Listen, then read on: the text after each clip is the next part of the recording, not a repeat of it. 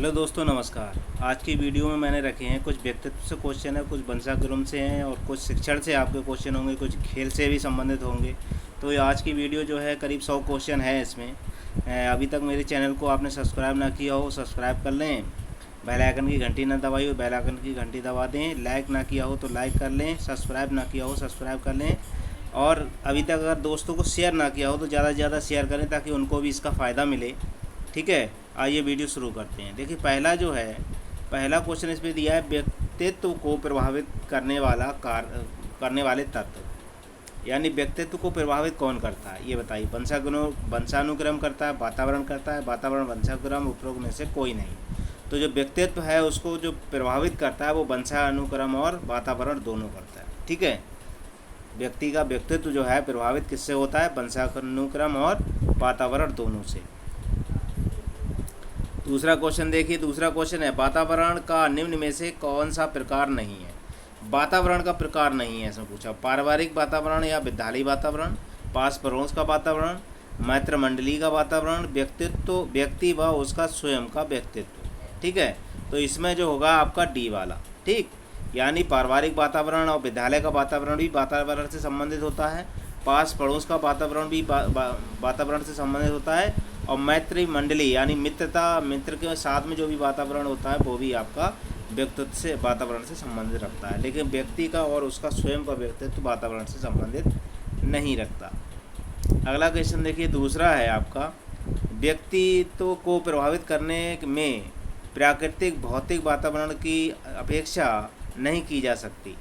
यानी ये कथन किसका है? व्यक्तित्व को प्रभावित करने में भौतिक वातावरण की उपेक्षा नहीं की जा सकती, ये कथन किसका है आपका? आगवर्न या निमकाफ का है, पंग या निमकाफ का है, फारिस या वुडवर्थ का है, या शेल्डन या स्टर्न का है? तो ये जो है वो है आपका आगवर्न और निमकाम का है। यानी व्यक्तित्व को प्रभावित करने में प्राकृतिक या भौतिक वातावरण की अपेक्षा नहीं की जा सकती, ये कथन है इनका। ठीक, अगला क्वेश्चन देखिए, अगला क्वेश्चन है आपका, आकर्षक व्यक्तित्व हमें सतत अपने जीवन पथ पर आगे बढ़ने की प्रेरणा देता है। आकर्षक व्यक्तित्व सतत अपने जीवन पथ पर आगे बढ़ने की प्रेरणा देता है। यह है वातावरण के साथ समायोजन, आत्मचेतना व सामाजिकता, या ध्येय की ओर अग्रसर होना, या उपरोक्त में से कोई नहीं। ठीक है, अगर आगे के ऊपर अपने पथ की तरफ आगे अगर प्रेरणा से व्यक्तित्व को, आकर्षक व्यक्तित्व के सतत अपने जीवन को आगे की ओर अगर बढ़ाने की प्रेरणा मिल रही है तो उसका में क्या होगा? आपका ध्येय जो होगा वो अग्रसर हो रहा है। क्या हो रहा है? अपने ध्येय की ओर क्या है? अग्रसर, अपने लक्ष्य की ओर आप क्या है? बढ़ते जा रहे हैं। अगला देखिए, अगला क्या है? अगला क्वेश्चन है, निम्न में से वह जो व्यक्तित्व को प्रभावित नहीं करता। व्यक्तित्व को प्रभावित क्या नहीं करता है? वंशानुक्रम, वातावरण, देखना और व्यायाम। ठीक है, इसमें क्या है? व्यक्तित्व को प्रभावित नहीं करने वाले कारक की बात हो रही है। तो वंशानुक्रम है, या आपका वातावरण है, या देखना है, या है आपका व्यायाम। तो पाँचवें का आपका क्या होगा? देखना जो है इससे संबंधित नहीं है। ठीक, आपका वंशानुक्रम क्या है और वातावरण आपका व्यक्तित्व को प्रभावित करता है, और व्यायाम भी आपका वंशानुक्रम वो व्यक्तित्व को प्रभावित करता है। ठीक है, अगला देखिए, अगला क्वेश्चन आपका दिया है। अगला क्वेश्चन, जिस साक्षात्कार के माध्यम से छात्र के घर तथा वातावरण के संबंध में सूचनाएं प्राप्त की जाती हैं वह क्या है? जिस साक्षात्कार के माध्यम से छात्र के घर तथा वातावरण के संबंध में सूचनाएं प्राप्त की जाती हैं, इसका संबंध वह क्या है? सूचनात्मक साक्षात्कार है, परामर्श साक्षात्कार है, उपचारात्मक साक्षात्कार है, या निदानात्मक साक्षात्कार। ठीक है, तो छठे का जो होगा वो आपका होगा क्या? ये है निदानात्मक साक्षात्कार। क्या है? निदानात्मक साक्षात्कार। इसके माध्यम से जो है छात्र के घर तथा वातावरण के संबंध की सूचनाएं एकत्र की जाती हैं। अगला क्वेश्चन देखिए, अगला है, व्यक्तिगत अंतर को प्रभावित करने वाले तत्व हैं। व्यक्तिगत अंतर को प्रभावित करने वाले तत्व, व्यक्तिगत अंतर को प्रभावित करने वाले तत्व कौन से हैं? वंशानुक्रम, या वातावरण वंशानुक्रम वातावरण उपयुक्त में से कोई नहीं। कौन सा होगा? व्यक्तित्व को प्रभावित करने वाले तत्व कौन से होंगे इसमें? तो 7वें का होगा सी, यानी इसमें क्या है? वातावरण और वंशानुक्रम। अगला क्वेश्चन देखिए, अगला क्वेश्चन है वातावरण के साथ सामान्य एवं स्थायी समायोजन ही व्यक्तित्व है।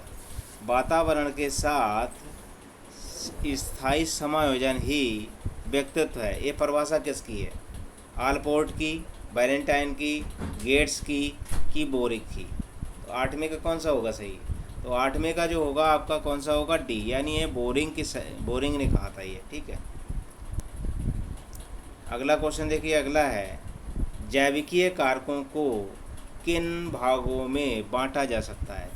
जैविकीय कारकों को किन भागों में बांटा जा सकता है? शरीर रचना व नलिका विहीन ग्रंथियाँ, या शारीरिक रसायन, पारिवारिक रचना, ए और बी दोनों। जैविकीय कारकों को किन भागों में बांटा जा सकता है? तो 9th का आपका कौन सा होगा? बी, शारीरिक रसायन। किसमें? शारीरिक रसायन में से बांटा जा सकता है। अगला क्वेश्चन देखिए, अगला है शिक्षा मनोविज्ञान सहायक है। शिक्षा मनोविज्ञान सहायक है स्वयं को समझने में, बादल को समझने में, शिक्षण विधियों के चयन में, संपूर्ण शैक्षिक प्रक्रिया में। शिक्षा मनोविज्ञान किस चीज़ में सहायक है बताइए? तो शिक्षा मनोविज्ञान जो सहायक है वो संपूर्ण शैक्षिक प्रक्रिया में, संपूर्ण शैक्षिक प्रक्रिया में शिक्षा मनोविज्ञान सहायक होता है। अगला क्वेश्चन देखिए, अगला है आपका सीखने के मुख्य नियमों के अतिरिक्त गौण नियम भी हैं। सीखने के मुख्य नियमों के अतिरिक्त गौण नियम भी हैं। मुख्य नियमों को विस्तार देते हैं गौण नियम। ठीक है, मुख्य नियमों के अतिरिक्त गौण नियम भी हैं। मुख्य नियमों को विस्तार देते हैं गौण नियम। ठीक है, प्रयत्न एवं भूल का नियम कौन सा नियम है ये? या बहु प्रतिक्रिया का नियम, अभ्यास का नियम, या प्रभाव का नियम। तो ये किसने कहा है? ये इसका जो संबंध है वो है आपका बी से, बहु प्रतिक्रिया का नियम। ठीक है, अगला क्वेश्चन है आपका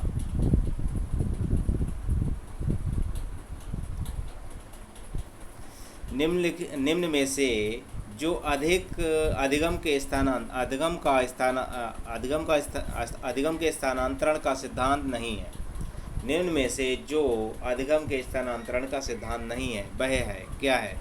समान अंगों का सिद्धांत, या समान अंगों का सिद्धांत, या असमान अंगों का सिद्धांत, या सामान्यीकरण का सिद्धांत, या है आपका द्विपक्षीय सिद्धांत। ठीक है, तो 12 का कौन सा होगा? 12 का आपका होगा बी। कौन होगा? असमान अंगों का सिद्धांत। ठीक है, अगला क्वेश्चन देखिए, अगला क्वेश्चन है निम्नलिखित में से सीखने का मुख्य नियम है। निम्नलिखित में से सीखने का मुख्य नियम है बहु प्रतिक्रिया का नियम, अभ्यास का नियम, अपूर्ण क्रिया का नियम, या सादृश्यीकरण का नियम। निम्नलिखित में से सीखने का मुख्य नियम है। कौन सा है मुख्य नियम बताइए? ए सही होगा, बी सही होगा, सी सही होगा, या डी सही होगा? इसका बताइए। तो 13 का जो होगा कौन सा होगा? अभ्यास का नियम। कौन सा? अभ्यास का नियम जो है वो सीखने का मुख्य नियम कहा जाता है। थॉर्नडाइक का अधिगम सिद्धांत निम्नलिखित नाम से जाना जाता है। थॉर्नडाइक के अधिगम सिद्धांत किस नाम से जाना जाता है ये बताइए? प्रयास एवं त्रुटि का सिद्धांत, पुनर्वलन का सिद्धांत, अंतर्दृष्टि का सिद्धांत, या इनमें से कोई नहीं। कौन सा होगा 14वें का? तो 14वें का आपका कौन सा है? ये तो जानते ही होंगे सभी, प्रयास और त्रुटि का सिद्धांत थॉर्नडाइक का जो है अधिगम का सिद्धांत के नाम से जाना जाता है। अगले देखिए, अगला क्वेश्चन है आपका सीखने के मुख्य नियमों के अतिरिक्त गौण नियम भी हैं जो मुख्य नियमों को विस्तार देते हैं। सीखने के मुख्य नियमों के अतिरिक्त गौण नियम भी हैं जो सीखने के नियमों को विस्तार देते हैं। ये कौन से हैं? आपका प्रयत्न एवं भूल का नियम है, या बहु प्रतिक्रिया का नियम है, अभ्यास का नियम है, या प्रभाव का नियम है? तो 15 का जो होगा वो होगा आपका बी। कौन सा होगा? बहु प्रतिक्रिया का नियम। अगला देखिए, कक्षा में सीखने का महत्वपूर्ण नियम है। कक्षा में सीखने का महत्वपूर्ण नियम कौन सा है? रटने का नियम है, अवांछित विश्राम है, हस्तलेखन है, या व्यवस्थित अधिगम प्रक्रिया है? क्या होगी? कक्षा वातावरण में सीखने का महत्वपूर्ण नियम है क्या? रटने की नियम, अवांछित विश्राम, या हस्तलेखन, या व्यवस्थित अधिगम प्रक्रिया। कक्षा वातावरण, ठीक है। तो इसमें क्या होगा? इसमें होगा आपका अधिगम प्रक्रिया, व्यवस्थित अधिगम प्रक्रिया महत्वपूर्ण नियम है।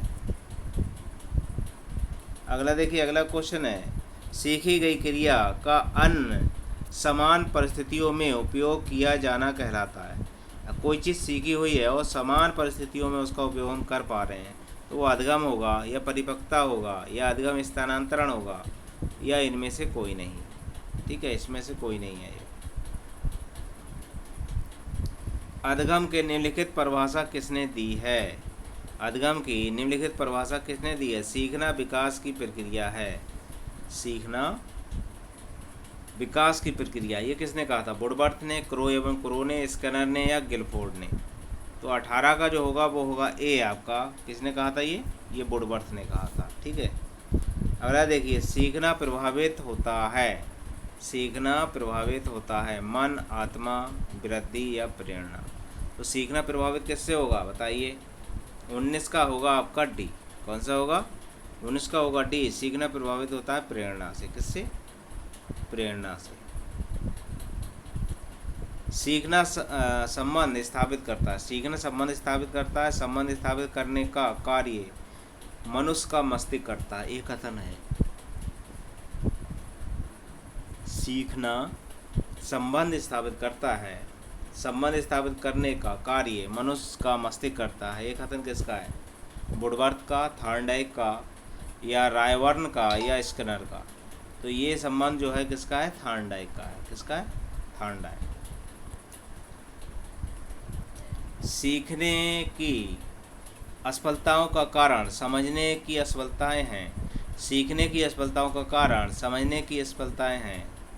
अगर आप सीख नहीं पा रहे हैं तो इसका मतलब आप समझ भी नहीं पा रहे हैं। ठीक है, अगर किसी को सीख नहीं पा रहे हैं तो समझ लो उसको आप समझ नहीं पा रहे हैं। ये कथन किसका है? मार्सेल का, क्रॉनबेक का, या गिलीलैंड का, या मॉर्गन का? तो 21 का जो होगा वो आपका होगा ए। ये कथन है मार्सेल। क्या है? मार्सेल का है। सीखने के बिना संभव नहीं है। सीखने के बिना आप क्या नहीं सीख संभव है? वृद्धि, अभिवृत्ति, उत्तेजना, ए और बी दोनों। तो इसमें क्या होगा? ए, यानी सीखने के बिना ना तो वृद्धि होगी और ना अभिवृत्ति होगी। ठीक है, ए और बी दोनों है। सीखने के लिए विषय सामग्री का स्वरूप होना चाहिए। सीखने के लिए विषय सामग्री का स्वरूप कौन सा होना चाहिए? सरल, कठिन, सरल एवं कठिन, या कठिन से सरल, सरल से कठिन, या कठिन से सरल? सीखने के लिए विषम सामग्री का स्वरूप होना चाहिए। तो 23 का आपका कौन सा होगा? सी, सरल से कठिन की हो। सीखने के प्रकार हैं। सीखने के प्रकार कौन से हैं? ज्ञानात्मक अधिगम, गामक अधिगम, संवेदनात्मक अधिगम, या इनमें से सभी? सीखने के प्रकार कौन से हैं? ज्ञानात्मक अधिगम भी है, गामक अधिगम भी है, और संवेदनात्मक अधिगम भी है। ठीक है, इनमें से सभी हैं ये। जब किसी वस्तु को देखकर या स्पर्श कर ज्ञान प्राप्त किया जाता है तो वह सीखना कहलाता है। जब किसी वस्तु को देखकर या स्पर्श कर ज्ञान प्राप्त किया जाता है तो वह सीखना कहलाता है।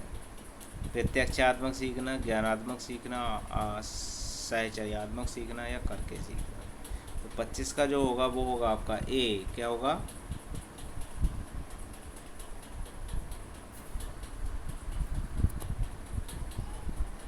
प्रत्यक्षात्मक। कौन सा है? प्रत्यक्षात्मक सीखना। सीखने को प्रभावित करता है। सीखने को प्रभावित करता है कक्षा का सामाजिक वातावरण, मनोवैज्ञानिक वातावरण, आर्थिक वातावरण, या प्रशासनिक वातावरण। तो 26 का जो होगा, 26 का होगा कौन सा? 26 का होगा आपका बी, कौन सा, मनोवैज्ञानिक वातावरण। सीखने को कौन प्रभावित करता है, मनोवैज्ञानिक वातावरण।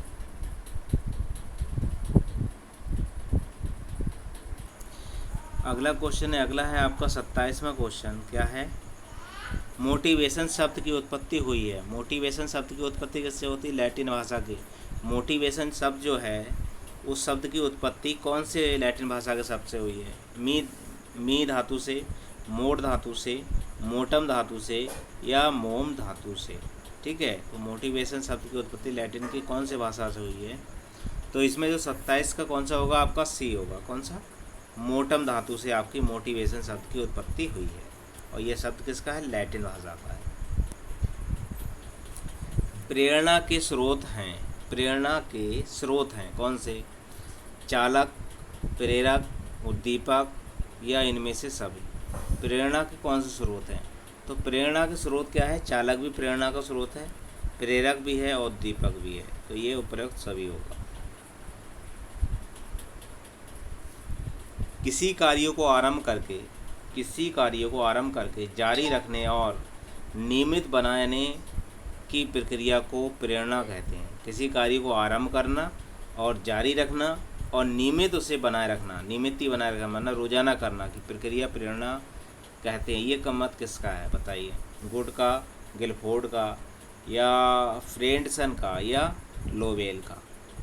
तो 29 का जो होगा वो होगा आपका क्या है, ये कथन है आपका गुड का। प्रेरणा का प्रमुख स्थान है, प्रेरणा का प्रमुख स्थान क्या है, सीखने में, लक्ष्य की प्राप्ति में, सी आपका है चरित्र निर्माण में और डी है इसमें से सभी में। प्रेरणा का प्रमुख स्थान किस में है, ए में, बी में, सी में या डी में। तो प्रेरणा का जो प्रमुख स्थान है वो है आपका इनमें सभी में, यानी सीखने में भी प्रेरणा का प्रमुख स्थान है, लक्ष्य प्राप्ति में भी और चरित्र निर्माण में भी। उपर्युक्त सभी होगा इसका आंसर। प्रेरणा होती है, कैसी होती है प्रेरणा, सकारात्मक, नकारात्मक, भावात्मक, ए और बी दोनों। तो प्रेरणा कैसी होती है, प्रेरणा जो होती है वो आपकी सकारात्मक भी होती है और नकारात्मक भी होती है, यानी ए और बी दोनों का विकल्प आपका सही होगा। प्रेरणा द्वारा व्यवहार किया जाता है, प्रेरणा द्वारा व्यवहार किया जाता है, दृढ़, कठोर, उत्तेजित या अभिप्रेरित। प्रेरणा द्वारा व्यवहार में क्या चेंज पर आता है बताइए, तो 32 का आपको कौन सा होगा, दृढ़। प्रेरणा से व्यवहार कैसा होगा, दृढ़ होगा, कठोर होगा, अभिप्रेरित होगा, दृढ़ होता, दृढ़ निश्चय कर लेता है।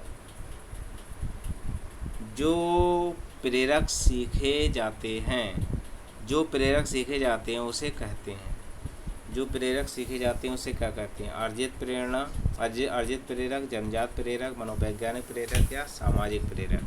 तो जो प्रेरक सीखे जाते हैं उसे कहते हैं हम अर्जित प्रेरक। मोटम धातु का अर्थ है, मोटम धातु का अर्थ क्या है, मूव या motor, motion, insight to action, इनमें से सभी। मोटम धातु का अर्थ क्या है, तो 34 का जो होगा वो होगा आपका डी, क्या है, मोटम धातु का अर्थ कौन सा है, तो मोटम धातु मूव या मोटर या मोशन या इनसाइड टू एक्शन, इनमें से सभी। ठीक है, ये सभी हैं। बाह्य प्रेरणा को कहते हैं, बाह्य प्रेरणा को क्या कहते हैं, नकारात्मक प्रेरणा, कृत्रिम प्रेरणा, व्यक्तिगत प्रेरणा या मनोदैहिक प्रेरणा। तो 35 का जो होगा वो होगा आपको कौन सा, ए, नकारात्मक प्रेरणा। बाह्य प्रेरणा कौन सी होती है, नकारात्मक प्रेरणा कहते हैं।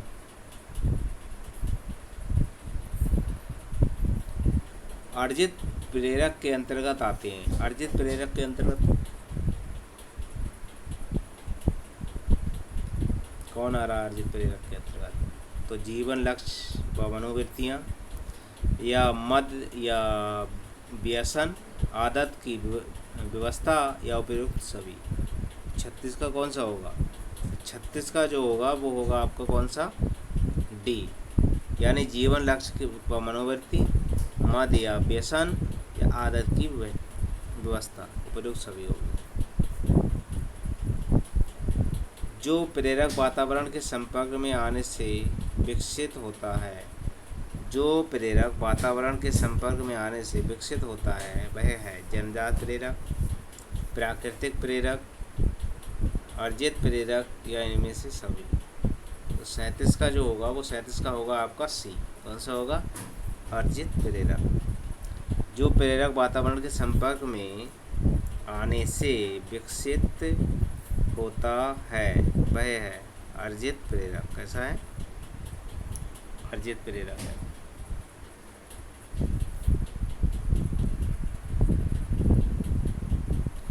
वह कारक जो व्यक्तित्व को कार्य करने के लिए उत्साह बढ़ाता या घटाता है।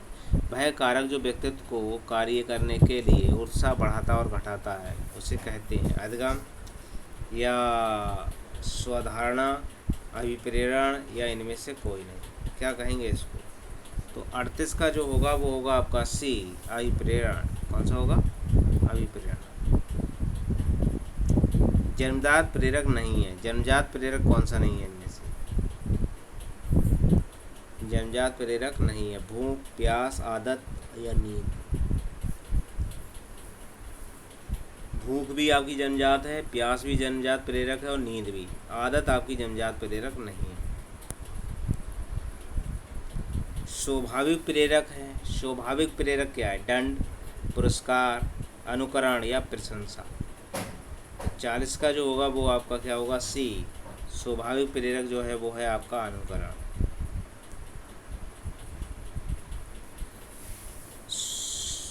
स्वधारणा अभिप्रेरणा है। स्वधारणा अभिप्रेरणा है क्या? सामाजिक, व्यक्तिगत, बाह्य, चेतावनीपूर्ण आंतरिक धारणा। तो स्वधारणा अभिप्रेरक जो है वो है आपका डी। कौन सा है? चेतावनीपूर्ण आंतरिक धारणा।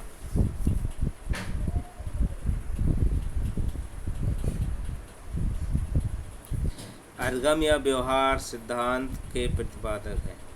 अधिगम या व्यवहार सिद्धांत के प्रतिपादक हैं कार्ट लेविन, मैकडूगल, फ्रायड या क्लार्क हल। अधिगम या व्यवहार सिद्धांत के प्रतिपादक कौन है? तो 42 का होगा आपका कौन सा? डी, क्लार्क हल। कौन सा प्रेरक जन्मजात नहीं है? कौन सा प्रेरक जन्मजात नहीं है? आकांक्षा का स्तर, मत या व्यसन, भूख या नींद। कौन सा प्रेरक जन्मजात नहीं है? बताइए। जन्मजात 3 है और 1 जन्मजात नहीं है। कौन सा है? तो आपका जो होगा 43 का जो होगा आपका कौन सा? यानी ये भी आपका जन्मजात है, ये भी जन्मजात है और भूख भी जन्मजात। आकांक्षा का जो स्तर है वो जन्मजात नहीं है। विद्यालय में पुरस्कारों से हानि होती है। विद्यालयों में पुरस्कारों से हानि होती है। किसकी? आनंद प्राप्ति की, मनोबल वृद्धि की, उत्साहवर्धन की या केवल पुरस्कार के लिए कार्य। 44 का कौन सा होगा? डी। क्या हानि होती है इसमें? केवल क्या? पुरस्कार से संबंधित पुरस्कार को पाने के लिए ही कार्य किया जाता है।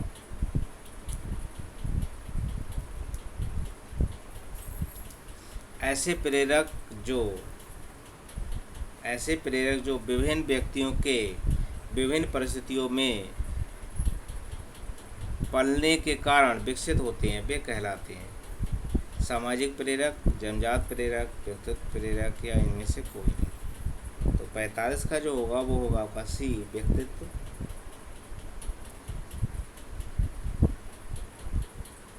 प्रेरक। निम्न में से जिसमें प्रेरणा योगदान नहीं करती है वह है। निम्न में थे जिसमें प्रेरणा योगदान नहीं करती है वह है चरित्र निर्माण, उचित शिक्षा, अनुशासन या वंशानुक्रम। तो 46 का जो आपका होगा डी, क्या है? कुशासन।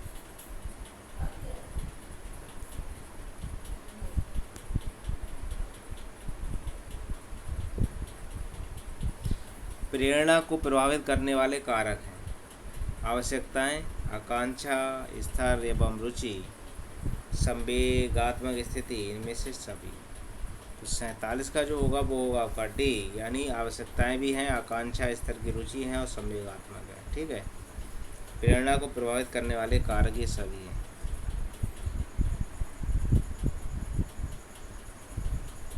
अधिगम की सफलता का मुख्य आधार माना जाता है। अधिगम की सफलता का मुख्य आधार किसे माना जाता है? दंड का आरोप, पुरस्कार व प्रशंसा, लक्ष्य प्राप्ति की उत्कृष्ट इच्छा, अधिकारी बनने की इच्छा। अधिगम के की सफलता का मुख्य कारण आधार माना जाता है। तो 48 का जो होगा वो होगा आपका कौन सा? सी, लक्ष्य प्राप्ति की उत्कृष्ट इच्छा। ठीक है, अगला क्वेश्चन देखिए। अगला है आपका, पानी वालों के लिए, सीखने वालों के लिए यह जानना आवश्यक है। सीखने वालों के लिए यह जानना आवश्यक है कि वह क्या स्मरण रखे और क्या भुला दे। सीखने वाले के लिए यह जानना आवश्यक है कि वह किसको रखे और किसको फेंक दे। ठीक है, तो कोलेस्निक का या क्रो का, स्टर्न का और आपका है ओकडन का। तो 49 का जो होगा वो होगा आपका बी, क्या है? क्रो एवं क्रो का कथन है ये।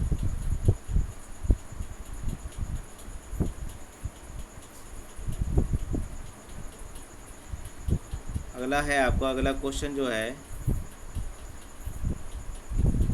कौन सा प्रेरक अर्जित प्रेरक नहीं है? कौन सा प्रेरक अर्जित प्रेरक नहीं है, बताइए।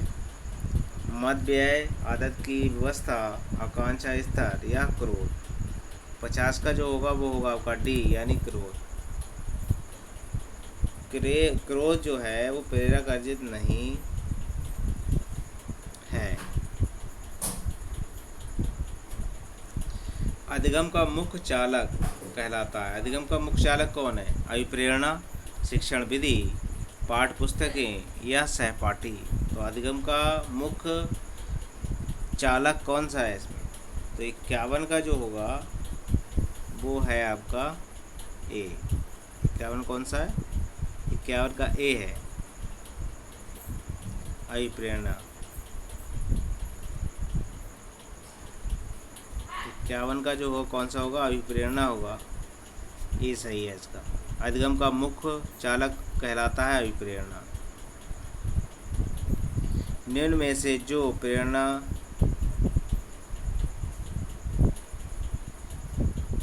52 में कौन सा? निम्न में से जो प्रेरणा का सिद्धांत नहीं है वह है, कौन सा है? हंसने का सिद्धांत, शारीरिक सिद्धांत, आवश्यकता का सिद्धांत या आंतरिक प्रेरणा का सिद्धांत। तो 52 कौन सा होगा? हंसने का सिद्धांत।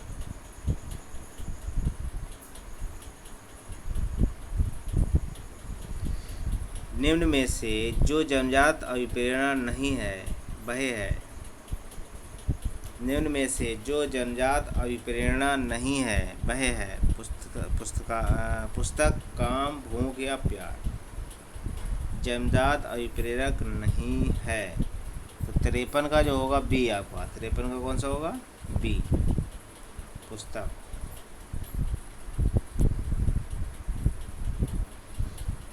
ऐसे प्रेरक जो विभिन्न व्यक्तियों के विभिन्न परिस्थितियों में फैलने के कारण विकसित होते हैं वे कहलाते हैं सामाजिक प्रेरक, जन्मजात प्रेरक, व्यक्तित्व प्रेरक या इनमें से कोई नहीं। 54 का जो होगा, 54 का आपका कौन सा होगा? सी। 54 का कौन सा है?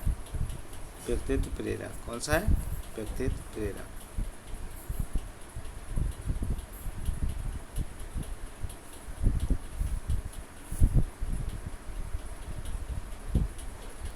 प्रेरणा की विधियां हैं। प्रेरणा की विधियां क्या है? रुचि, और आपका कौन सा है? प्रेरणा की विधियां कौन सी? रुचि, असफलता, सामूहिक कार्य, इनमें से सभी। तो क्या है? प्रेरणा की जो विधियां हैं, रुचि, असफलता, सामूहिक कार्य, इनमें से सभी।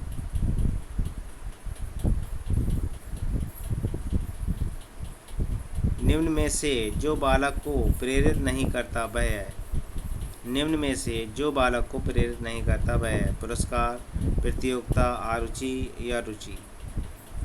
निम्न में से जो बालक को प्रेरित नहीं करती, तो 56 का कौन सा होगा? 56 का होगा सी, आरुचि।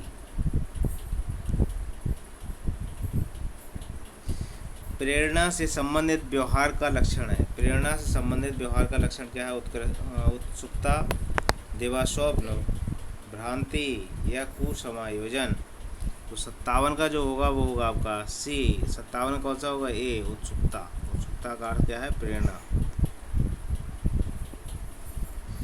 ऐसा कौन सा प्रेरणा का सिद्धांत है जो ऐसा कौन सा प्रेरणा का सिद्धांत है जो संकल्प शक्ति पर बल देता है? संकल्प शक्ति पर क्या करता है? संकल्प शक्ति पर बल देता है। ठीक, किस पे? संकल्प शक्ति पर बल देता है। शारीरिक सिद्धांत, मनोविश्लेषणात्मक सिद्धांत, इनमें से सभी, या ऐच्छिक सिद्धांत। ऐसी कौन सा प्रेरणा का सिद्धांत है जो संकल्प शक्ति पर बल देता है? तो 58 का कौन सा होगा? 58 का होगा आपका सी। कौन सा होगा? ऐच्छिक सिद्धांत। मूल प्रवृत्ति प्रेरणा सिद्धांत का प्रवर्तक कौन कहलाता है? किसकी? मूल प्रवृत्ति प्रेरणा सिद्धांत के प्रवर्तक कौन कहलाते हैं? फ्रायड एवं जंग, कर्ट एवं लेविन, मैकडूगल या स्किनर। तो 59 का जो होगा, 59 का आपका होगा सी। कौन सा होगा? मैकडूगल। अगला क्वेश्चन देखिए, निम्न में से अधिगम की विधियां हैं। अधिगम की विधियां कौन सी हैं? अवलोकन विधि, करके सीखना, सुप्त अधिगम एवं सामूहिक विधि, उपयुक्त में से सभी। तो 60 का जो होगा कौन सा होगा? डी, उपयुक्त, यानी अवलोकन विधि, करके सीखना और सुप्त अधिगम या सामूहिक विधि क्या है? उपयुक्त में से किसी का संबंध नहीं है। उपयुक्त सभी की, इनमें से अधिगम की विधियाँ, ये सभी अधिगम की विधियाँ हैं।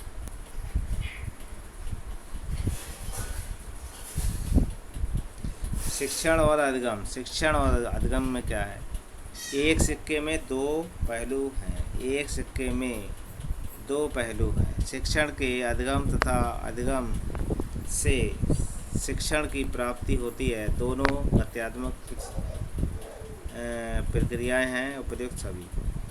तो 61 का जो होगा वो होगा आपका डी, यानी एक सिक्के के दो पहलू, शिक्षण अधिगम और अधिगम के मुख्य शिक्षण और प्राप्ति होती है। दोनों तथ्यात्मक प्रक्रियाएं हैं। उपयुक्त सभी।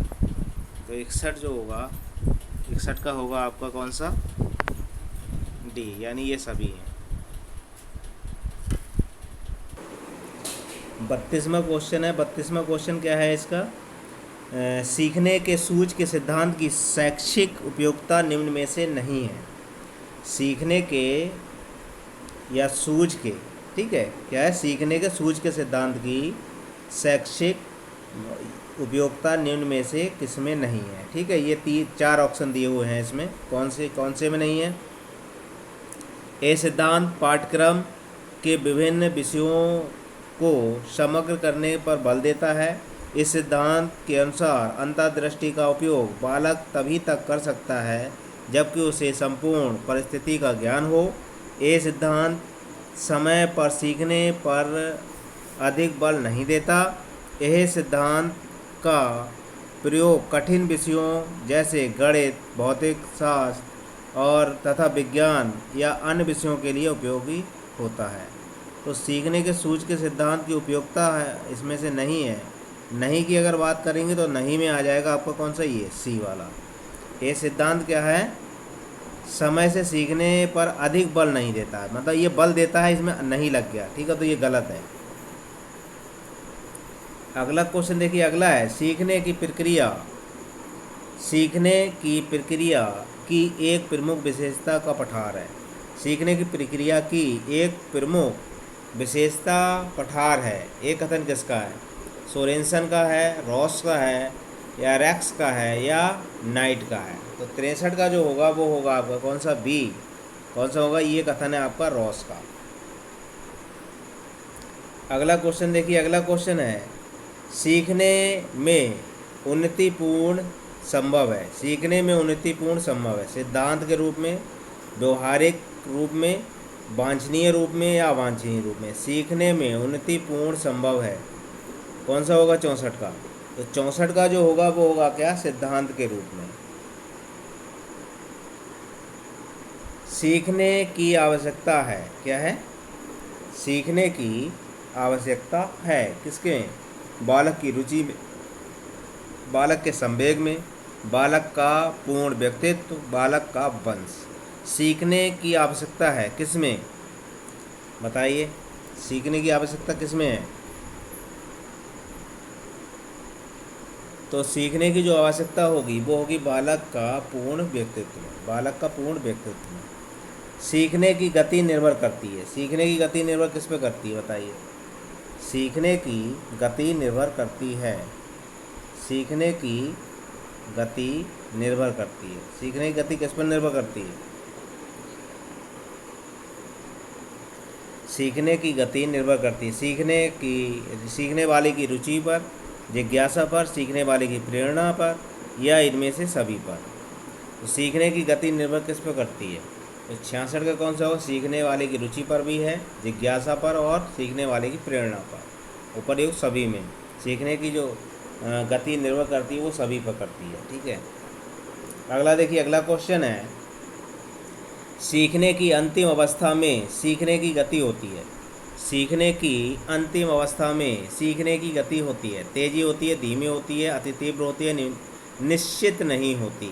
सीखने की अंतिम अवस्था में सीखने की गति कैसी होती है बताइए? तो 67 का कैसा हो जाता है? धीमी। कैसी हो जाएगी? धीमी हो जाती है। ठीक है, अगला देखिए, खेल एक प्रक्रिया है, खेल क्रिया है। खेल एक क्रिया है, कैसी? दूसरों के लिए दी जाने वाली, अपने लिए की जाने वाली, माता पिता के लिए की जाने वाली, परिवार के लिए की जाने वाली। खेल एक क्रिया है, कैसी क्रिया है खेल? तो अपने लिए की जाने वाली क्रिया है। खेल कैसी क्रिया? अपने लिए की जाने वाली क्रिया। अगला क्वेश्चन देखिए, अगला है,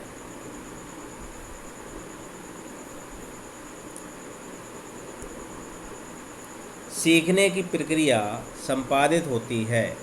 सीखने की क्रिया संपादित होती है। सीखने की क्रिया किसमें संपादित होगी? माता पिता से, मित्रों से, रिश्तेदारों से, या शिक्षकों से।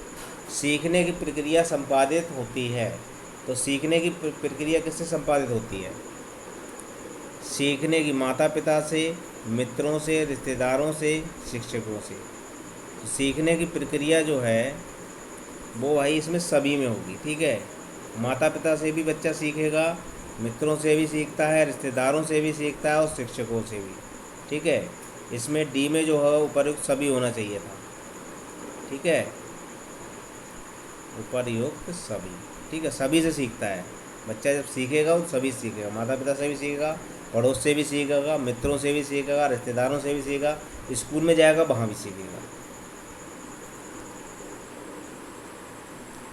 अगला क्वेश्चन देखिए, निम्नलिखित में से कौन शारीरिक शिक्षा की प्रमुख शिक्षण विधि है? निम्नलिखित में से कौन शारीरिक शिक्षा की प्रमुख विधि है? कौन सी है भाई शिक्षण विधि? शारीरिक शिक्षा की प्रमुख विधि, शारीरिक शिक्षा की प्रमुख शिक्षण विधि की बात हो रही है। मिरर विधि है, प्रोजेक्ट विधि है, प्रदर्शन या अनुकरण विधि है, ये उपर्युक्त सभी है। तो सीखने की शारीरिक शिक्षा की प्रमुख शिक्षण विधि कौन सी है? तो इसमें जो आंसर होगा वो होगा कौन सी? मिरर विधि भी है, प्रोजेक्ट विधि भी सीखने की विधि है, प्रदर्शन और अनुकरण विधि भी है, उपर्युक्त सभी होगा इसमें। ठीक है, अगला क्वेश्चन देखिए, अगला है आपका, शारीरिक शिक्षा उन अनुभवों का कुल जोड़ है जो व्यक्तित्व विशेष को प्रक्रिया से प्राप्त होते हैं। यह परिभाषा किसके द्वारा दी गई है? शारीरिक शिक्षा उन अनुभवों का कुछ कुल जोड़ है जो व्यक्ति विशेष को प्रक्रिया से प्राप्त होते हैं। किसकी परिभाषा है ये? बर्टन की, मैन की, या ओवरी ट्यूफर की, या टाइवर्न की? बताइए किसकी है? तो दूसरे का जो होगा वो होगा आपका कौन सा? ओवरी ट्यूफर की ये परिभाषा है। अगला क्वेश्चन देखिए, अगला क्वेश्चन है आपका, बर्मन ने ग्रंथियों के कार्यानुसार शारीरिक संरचना को कितने वर्गों में बांटा है? इसने बर्गन ने ग्रंथियों के कार्यानुसार शारीरिक संरचना को कितने वर्गों में बांटा है? 4 में, 5 में, 6 में, या 7 में? तो किस में बांटा है? इन्होंने बांटा है कितने में, 6 भागों में से। अगला क्वेश्चन देखिए, अगला है amateur athletic federation of India की स्थापना कब हुई, 1943, 1944, 1948 या 1952। Amateur athletics federation of India की, तो ये आपकी जो हुई है वो हुई आपकी 1944 में। कितने में हुई है, 1944। शारीरिक शिक्षा में महत्व की शुरुआत कब से मानी जाती है। शारीरिक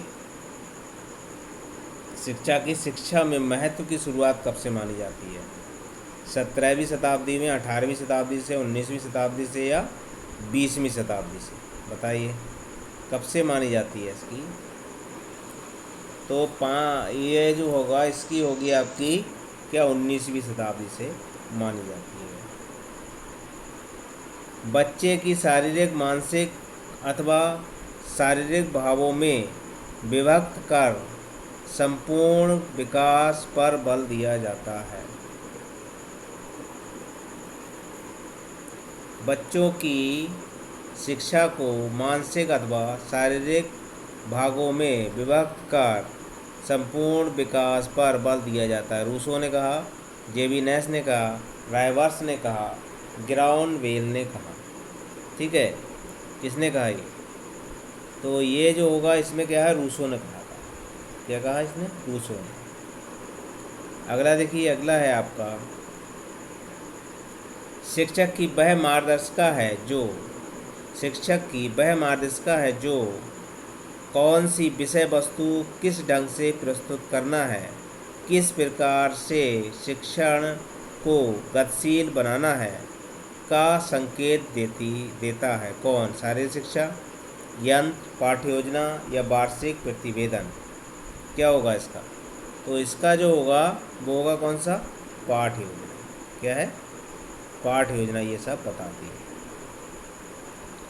पाठ्य योजना कितनी प्रकार की होती है, पाठ्य योजना की बात हो रही, क्या प्रकार की होती है पाठ्य योजना, 1 प्रकार, 2 प्रकार, 4 प्रकार या आपकी 3 प्रकार की। तो पाठ्य योजना कितने प्रकार की होती है, तो पाठ्य योजना जो होती है वो होती है आपकी कितनी, 2 प्रकार की होती है पाठ्य योजना।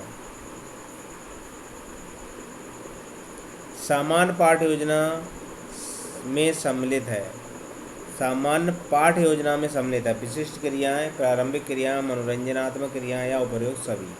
सामान्य पाठ्य योजना में सम्मिलित कौन है, सामान्य पाठ्य योजना में, तो ये विशिष्ट क्रियाएं भी होती हैं, इसमें प्रारंभिक क्रियाएं भी होती हैं और मनोरंजनात्मक क्रियाएं भी होती हैं, उपयुक्त सभी।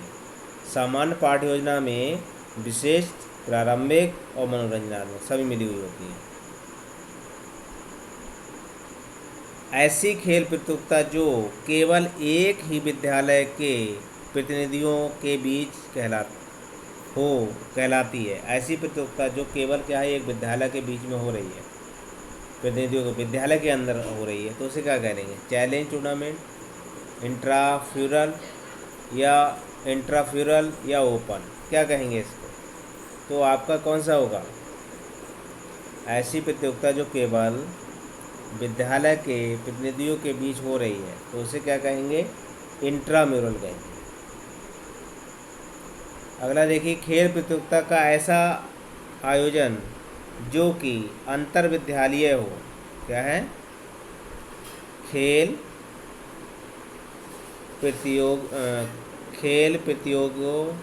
प्रतियोगिताओं का ऐसा आयोजन जो कि अंतर विद्यालय हो, क्या कहलाता है, तो ये आपका कौन सा है, क्या कहलाएगा ये, तो ये कहलाता है आपका इंट्राम्यूरल। ठीक है, तो वो एक्स्ट्राम्यूरल जो कि अंतर विद्यालय हो कहलाता है, ये खेल प्रतियोगिता एक्स्ट्राम्यूरल है।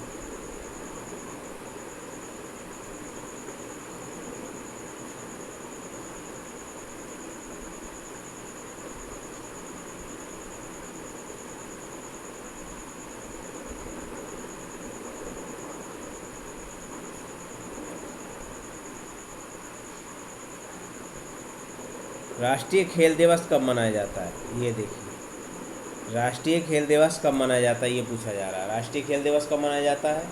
25 अगस्त को, 26 अगस्त को, 28 अगस्त को या 29 अगस्त को? तो ये आपको मनाया जाता है 29 अगस्त को। और मनाया क्यों जाता है आपका 29 अगस्त को? क्या है, मेजर ध्यानचंद का जन्मदिन था। इसके मेजर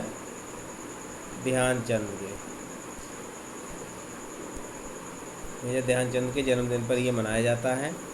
और इनको क्या है, मेजर ध्यानचंद को हॉकी का जादूगर भी कहा जाता है। ठीक है, अगला देखिए। अगला क्वेश्चन है, कबड्डी खेल में लोना पाने वाला दल कितने अंक का हकदार होता है? अगर कबड्डी खेल हो रहा है और आपको लोना मिल जाए, जिस भी टीम को लोना मिल जाए, तो वह कितने अंकों का हकदार हो जाता है? अब देखिए लोना मिलता कैसे है, ये देखिए। अंक तो बता देंगे, अंक कितने मिलते हैं? 2 से। कितने मिलते हैं? लोना के 2 अंक होते हैं। लेकिन मिलता कैसे है लोना, ये देखिए पहले। ये देखिए, ये मान लो मैंने ऐसे ग्राउंड बना दिया आपको कबड्डी का। ठीक है, इधर भी लाभी होती है, इधर भी लाभी होती है। ये मत रेखा हो गई, ये आपकी पास लाइन हो गई, ये बोनस लाइन हो गई, यहाँ पास लाइन हो गई, ये बोनस लाइन। मान लो ये आपकी है ए टीम और ये है आपकी बी टीम। ठीक है, मान लीजिए ए टीम ने इधर के सातों खिलाड़ी जो थे, मतलब 7 खिलाड़ी इधर के आउट कर दिए। जैसे ही इधर का 7वां खिलाड़ी आउट होगा, तभी इस टीम को, ए टीम के लिए लोना के कितने 2 अंक मिल जाएंगे। ठीक है, ये होता है इसमें। चाहे इधर वाल, चाहे बी टीम ए टीम के सारे खिलाड़ियों को आउट करे, जैसे ही लास्ट खिलाड़ी आउट होगा, लोना के अंक इसको मिल जाएंगे। ये होता है इसमें। वॉलीबॉल का वजन कितना होता है? अब क्या पूछा जा रहा है? पूछा जा रहा है भाई वॉलीबॉल के वजन की बात आ रही है। कितना होता है वॉलीबॉल का वजन? 260 से 280 ग्राम, 300 से 320 ग्राम, या आपका 240 से 250 ग्राम, या 290 से 320 ग्राम। वॉलीबॉल के वजन की बात हो रही, बॉल के। तो बॉल के वजन का, वॉलीबॉल का जो वजन होता है वो होता है 260 से लेकर 280 ग्राम। ठीक है, अगर इसके ग्राउंड की बात आ जाए तो कोड देख लिए, कोड भी इसका दिया हुआ है आगे।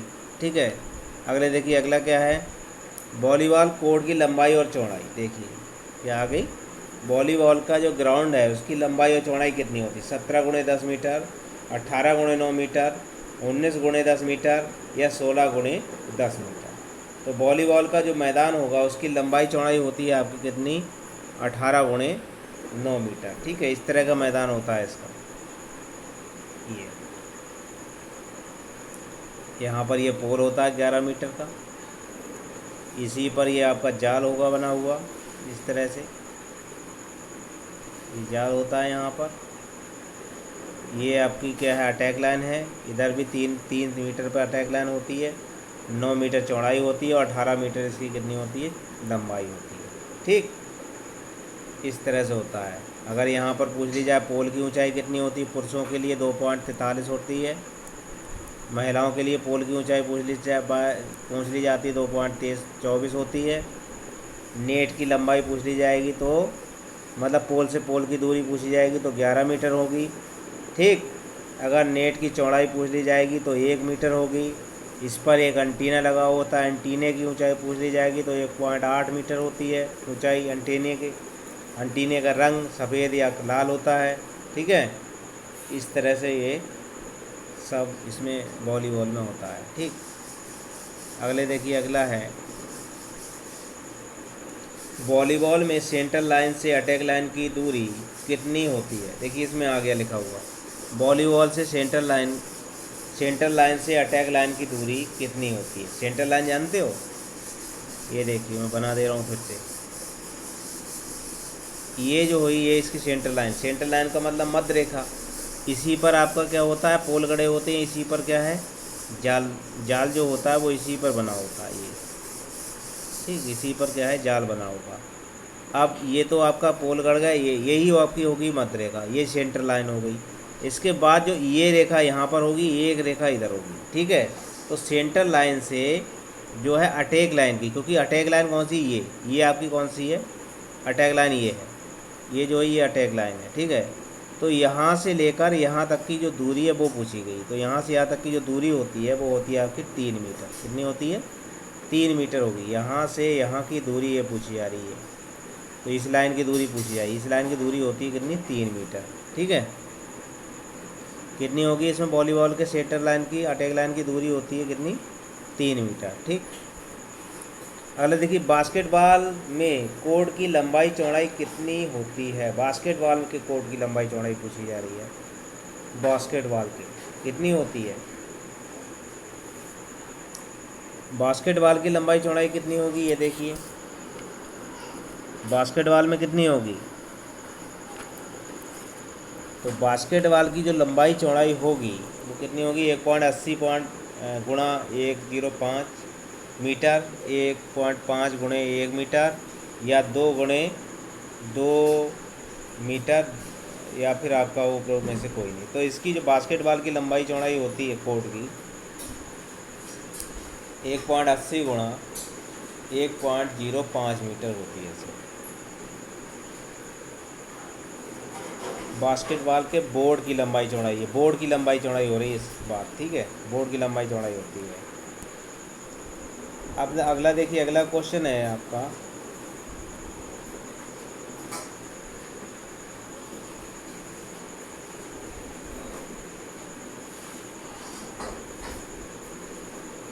बास्केटबॉल में खिलाड़ियों की पीठ व सामने नंबर अंकित होते हैं। बास्केटबॉल में खिलाड़ियों के पीठ व सामने नंबर अंकित होते हैं। कौन से होते हैं, 1 से 12 तक, 5 से 16 तक, 4 से 15 तक, उपरोक्त में से कोई नहीं।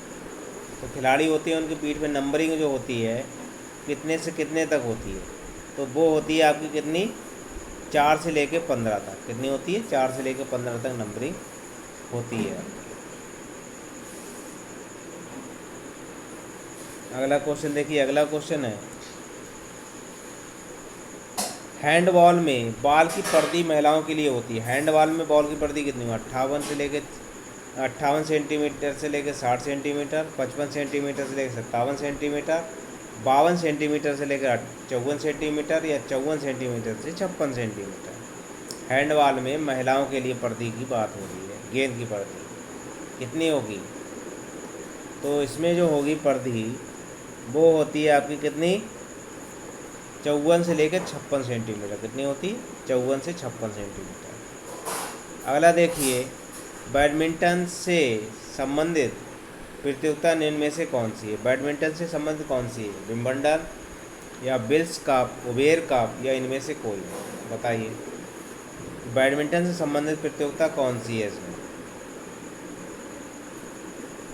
तो ये जो होगी बैडमिंटन से संबंधित प्रतियोगिता कौन सी होगी, तो उसका संबंध होगा उबेर कप से। बैडमिंटन से संबंध किसका है, उबेर कप का संबंध जो है बैडमिंटन से है। ठीक है, अगला देखिए, बैडमिंटन महिला का सिंगल कितने अंकों का होता है। बैडमिंटन महिला सिंगल कितने अंकों का होता है, कितने पॉइंट का, 12 पॉइंट, वो 20 पॉइंट का, 15 पॉइंट का, 21 पॉइंट का, या 11 पॉइंट का। तो ये होता है आपका कितने के पॉइंट का होगा, इसके पॉइंटों की जो संख्या होती है वो होती है आपकी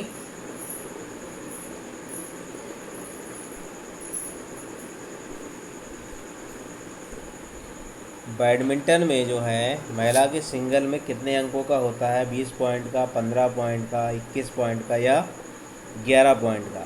तो ये होता है आपका 11 पॉइंट का। कितने का होता है, 11 पॉइंट का होता है महिला बैडमिंटन का सिंगल।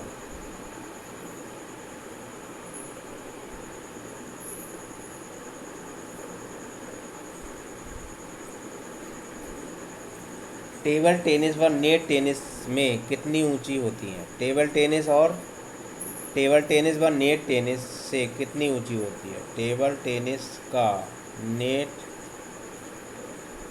कितना ऊंचा होता है।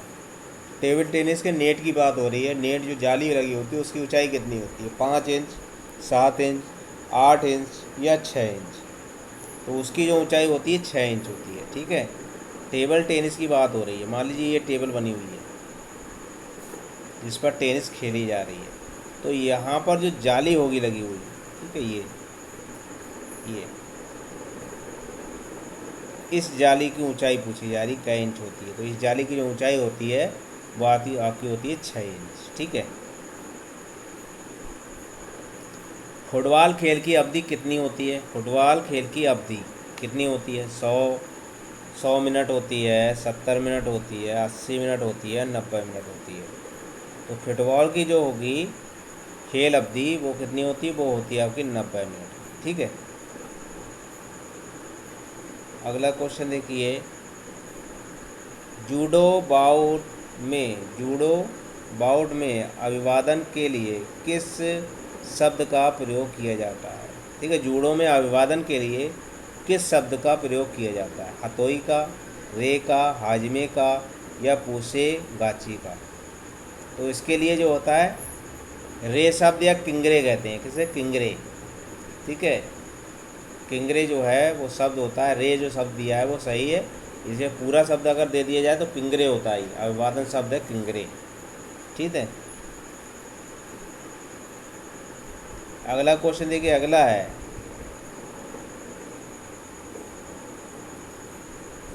पुरुषों के भाले का वजन कितना होता है? पुरुषों के भाले के वजन की बात आ रही, 600 ग्राम होता है, 900 ग्राम होता है, 800 ग्राम होता है, या 1000 ग्राम होता है? तो पुरुषों के भाले का जो वजन है वो होता है आपका कितना? 800 ग्राम। ठीक है, महिलाओं का पूछा जाएगा तो कितना होगा? 600 ग्राम होगा। ठीक है, पुरुषों के भाले का जो वजन होगा वो कितना होगा? वो होगा आपका 800 ग्राम। ठीक, अगर देखिए 4x400 मीटर दौड़ में एक्सचेंज जोन की का फासला कितना होता है? जो रिले रेस की बात हो रही, relay race 4x400 metre, exchange zone की बात हो रही, कितने मीटर होगा? 30 मीटर होगा, 10 मीटर होगा, 20 मीटर होगा, या 40 मीटर होगा? एक्सचेंज जोन कितना होगा? तो इसमें जो एक्सचेंज जोन होता है वो कितना होता है? 20 मीटर। कितना होता है? 20 मीटर का आपका एक्सचेंज जोन होता है। ठीक है, डेकाथलॉन कितने दिन की अवधि में पूरा होता है? डेकाथलॉन कितने दिनों की अवधि में होता है? 3 दिन में, 2 दिन में, 1 दिन में, या 7 दिन में? तो डेकाथलॉन जो होता है वो होता है आपका 2 दिन में। ये पुरुष प्रतियोगिता है, इसमें 10 स्पर्धाएँ होती हैं, 10 प्रकार के खेल स्पर्धाएँ होती हैं। ठीक है, और पुरुष स्पर्धा है डेकाथलॉन। अगला देखिए, अगला है चक्का फेंक के लिए सेक्टर होता है। चक्का फेंक के लिए सेक्टर कितना होता है? चक्का फेंक के लिए सेक्टर की जो कोण होगा वो कितना होगा? 45 होगा, 60 होगा, 50 होगा, या आपका होगा कितना? 34.92। कितना होगा? चक्का फेंक का सेक्टर कोण जो है पूछा गया है, तो चक्का फेंक का कितना होगा? 45, 60, 34.92 या 50? तो चक्का फेंक का जो सेक्टर कोण होगा वो है आपका कितना? 34.92। ठीक है, डिग्री का होता है। अगला क्वेश्चन देखिए, अगला है ऊंची कूद में हर ऊंचाई पर कूदने वाले को कितने मौके दिए जाते हैं? ऊंचे कूद में हर ऊंचाई पर कूदने वाले को कितने मौके दिए जाते हैं? 2 मौके, 3 मौके, 4 मौके, या 5 मौके? ऊंची कूद में हर ऊंचाई पर कूदने वाले को कितने मौके दिए जाते हैं? तो 3 मौके तो दिए जाते हैं, लेकिन इसमें कुछ चीज़ें हैं। अगर 8 या 8 से कम हुए खिलाड़ी, यानी 1 से लेकर 8 तक, ठीक है, खिलाड़ी अगर हुए तो आपको मौके कितने दिए जाएंगे? 6। लेकिन 8 से अधिक खिलाड़ी हुए तो आपको 3 मौके दिए जाएंगे। ठीक है, इस तरह से इसमें होता है। एक वैधानिक थ्रो कहाँ गिरना चाहिए? एक अगर आप थ्रो कर रहे हैं, क्या किया आपने? क्या किया? थ्रो किया, तो कहाँ गिरना चाहिए? सेक्टर क्षेत्र में, सेक्टर लाइन के बाहर, उपरोक्त दोनों, या उपरोक्त में से कोई नहीं? कहाँ गिरना चाहिए? एक वैधानिक जो थ्रो है वो कहाँ गिरेगा बताइए? तो वो गिरेगा आपका सेक्टर क्षेत्र में। कहाँ गिरना चाहिए? सेक्टर क्षेत्र में। मान लीजिए ये आपका ये है, ये देखिए, ये आपका ग्राउंड है बना हुआ, चक्का फेंक का हुआ, या आपका मतलब डिस्कस थ्रो का हुआ। तो वैधानिक थ्रो कहाँ? यहाँ इस बीच में अगर गिरेगा तो वो वैध होगा। अगर इधर गिरा तब भी फॉल होगा, इधर तब गिरा तब भी फॉल। तो इसी की बात हो रही है इसकी, कि यहाँ पर गिरेगा, सेक्टर क्षेत्र ये होता है, तो इसमें गिरेगा तभी वो क्या है? थ्रो माना जाएगा, वरना क्या? फॉल हो जाएगा। पुरुषों में मैराथन दौड़ की दूरी कितनी होती है? पुरुषों में मैराथन दौड़ की दूरी कितनी होगी? 50 किलोमीटर या 200 मीटर, 48 किमी या 10 मीटर, 42 किमी या 195 मीटर, उपरोक्त में से कोई नहीं। तो पुरुषों के लिए मैराथन की जो दूरी है वो है आपकी 42 किमी और 195 मीटर। ठीक है, इसमें मैंने करीब 100 क्वेश्चन आपको कराए। मेरी वीडियो अच्छी लगी हो तो लाइक करें, ज़्यादा से ज़्यादा इसे दोस्तों में शेयर करें और बेल आइकन की घंटी दबा दें ताकि सब्सक्राइब कर लें और बेल आइकन की घंटी दबाएं ताकि आने वाली और पिछली सारी वीडियो आपको मिल सकें। धन्यवाद।